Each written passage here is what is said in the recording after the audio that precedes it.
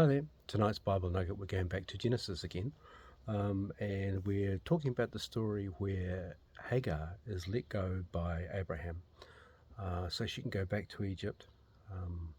And it's the time whenever Ishmael is mocking Isaac whenever he's being weaned, which would have been at about 3 years old. So he's laughing at Isaac. And Sarah sees this and says to Abraham, look, you've got to get rid of her. So he does. And it picks up in chapter 21, verse 12. But God said to Abraham, do not let it be displeasing in your sight because of the boy or because of your servant.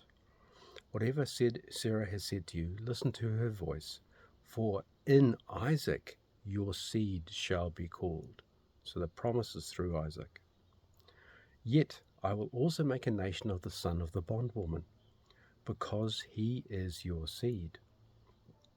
So Abraham rose early in the morning and took bread and a skin of water, and putting it on her shoulder, he gave it, and the boy, he's about 17 or 18 or 19, to Hagar and sent her away. What that actually means in the Hebrew is he set her free. He's released her. She was a servant. Now she's a free woman.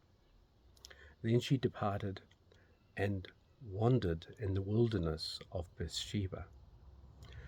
And the water in the skin was used up, and she placed the boy under one of the shrubs. Then she went and sat down across from him at a distance of about a bow shot, about 70 meters.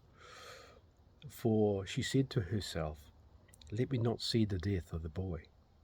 So she sat opposite him and lifted her voice and wept.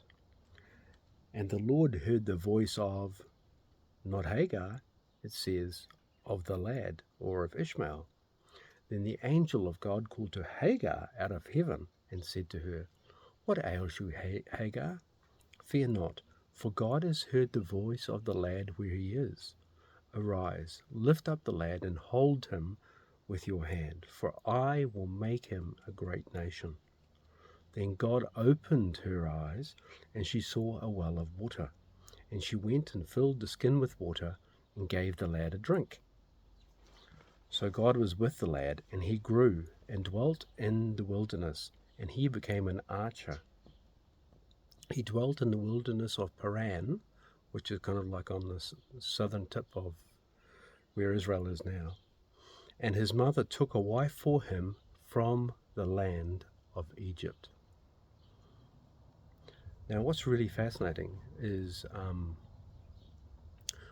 she got lost. It was God's plan, part of God's plan and purpose, that Hagar get lost. At this time, whenever she's sent out, Abraham sends her out, they're very close to Egypt. They must only be a couple of days away from Egypt, which is why he gave her enough food and water for her. If she went straight there, she could have got there straight away. But she goes down a bit south, and she gets lost in this kind of like desert place. But that was intentional. The reason why that was intentional is earlier on in Genesis, whenever she runs away from Sarah the first time, God promises that Ishmael will be the father of 12 princes and he of many nations. And so that has to be. Now, if Hagar had found her way to Egypt straight away, and she hadn't stayed where she was in the kind of wilderness area, then her son Ishmael would have been an Egyptian, and he would have been absorbed into the Egyptian system.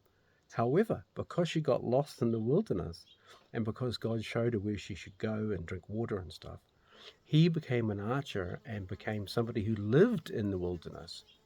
And as a result of that, we find out later in Genesis 25, verse 12, we find out, now this is the genealogy of Ishmael, Abraham's son, whom Hagar the Egyptian, Sarah's maidservant, bore to Abraham. And these were the names of the son of Ishmael by their names according to their generations. And then it lists them. And it says, these were the sons of Ishmael, and these were their names by their towns and their settlements, 12 princes according to their nations. Now, so that's a direct fulfillment of prophecy. we're seeing that prophecy fulfilled whenever Abraham's died, and Ishmael is there with all his sons, and he has 12 different nations, and they spread out all throughout Saudi Arabia, where Saudi Arabia is today.